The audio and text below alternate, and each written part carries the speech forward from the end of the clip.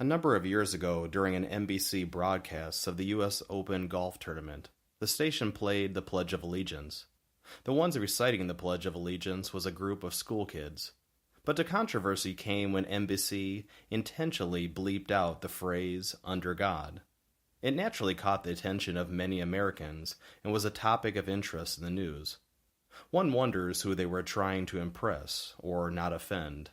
Atheist golf fans? Has political correctness gone too far in stripping every strain of religion out of society? As if religion has never positively influenced society? The Pledge of Allegiance is an oath of loyalty to our flag and the Republic of the United States of America, originally composed by Francis Bellamy in 1892. The pledge has been modified 4 times since its adoption by Congress in 1942, with the most recent change adding the words "under God" in 1954. The phrase "under God" was added at the suggestion of various groups, most notably the Knights of Columbus, who began using it 3 years prior in their meetings. In the Gospel, the Jews, who believed that they were under God, resented their foreign Roman rulers and despised paying taxes to Caesar. They posed a dilemma to test Jesus.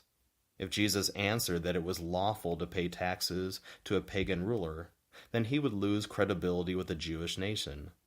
If he said that it was not lawful, then the Pharisees would have grounds to report him to the Roman authorities and have him arrested. Jesus avoided their trap by confronting them with the image of a coin. In the ancient world, rulers issued coins with their own image and inscription on them. The coin was regarded as the personal property of the ruler. Where the coin was used, the ruler held political sway over the people. Since the Jews used the Roman currency, Jesus said, "Give back to Caesar what belongs to Caesar, and to God what belongs to God." We too have been stamped with God's image. Therefore we are under God. We rightfully belong not to ourselves, but to God, who created us and redeemed us. What belongs to God is our heart, our mind, and a well-formed conscience. The Catechism says, every person is obliged to follow faithfully what he or she knows to be just and right. How do we get a conscience? And how is it that we have all been placed under God? The prophet Jeremiah, speaking for God, said, "I will put my law within them, and I will write it upon their hearts, and I will be their God, and they shall be my people." The conscience is the most basic awareness that some things are right and some things are wrong, and we need to know the difference and act accordingly. When we follow a well-formed conscience, we are truly following the will of God. When we listen to our conscience, we are under God.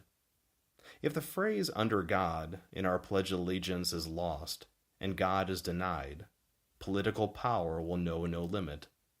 One of the most significant contributions of religion to politics was the placing of kings under God, because many leaders became not only tyrants, but also claimed to be divine, such as Egyptian pharaohs, who claimed themselves to be sons of God, or the Roman Emperor Caesar, who claimed to be Lord and God. In contrast, Israel's kings ruled according to God's purposes, and when they governed against God's divine will, they were placed under judgment. The prophet, speaking for God, condemned Israel's leaders for their idolatry and their indifference to the suffering of the weak and the poor. If we are not under God, and God is set to the sidelines, then someone else or something else, the army, the media, the government, a tyrant, will play the role of God, and that is dangerous indeed. Placing ourselves and our leaders under God reflects the reality that we are not the absolute centers of truth, and we have to answer to another for our actions. Thomas Jefferson said, "The cost of freedom is eternal vigilance."